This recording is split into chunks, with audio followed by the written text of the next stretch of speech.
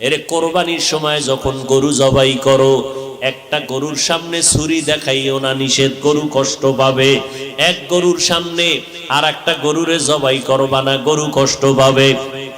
গরুটারে রশি দিয়া বাইদা জমিনের মধ্যে শোয়াইয়া 1 সেকেন্ড দেরি করবা না। কিন্তু আমাদের সমাজের মানুষেরা কোরবানির সময় গরুটারে হাতে পায়ে বান্ধিয়া মাটির মধ্যে শোয়াইয়া এরপরে বিশাল চিঠি পড়ে, অমুকের মাইয়া, অমুকের ভোলা, এই রকম 7 নাম 13 বাড়ির নাম নিয়া গোষ্ঠী শুদ্ধা নাম পড়ে। অমুক একজনের নাম আব্দুর রহমান, নাম পড়ল, বাবার নাম, মায়ের নাম, ওয়ার্ড, এরপরে থানা, এরপরে জেলা। কিও এত নাম কেন? আমার এই নামে তো অমুক জেলায় আরো থাকতে পারে, যদি এই জেলার নাম না কও তাহলে আমার দোয়া তো আর এক জেলায় চলে যাইব। এই জন্য আমার গোষ্ঠী শুদ্ধ সব নাম ক।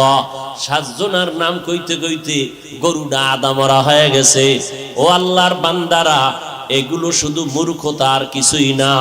তুমি কোরবানি দিতেছো আমার আল্লাহর জন্য, কার নামে দাও কেউ জানার দরকার নাই, আমার আল্লাহ জানলেই তো যথেষ্ট। আল্লাহর জন্যই যদি দিয়া থাকো, ইমাম সাহেবের ডাইকে আবার গরুডারে কষ্ট দিয়ে কেন চিঠি পড়াও? এর একমাত্র কারণ এই মানুষটা বড় মূর্খ।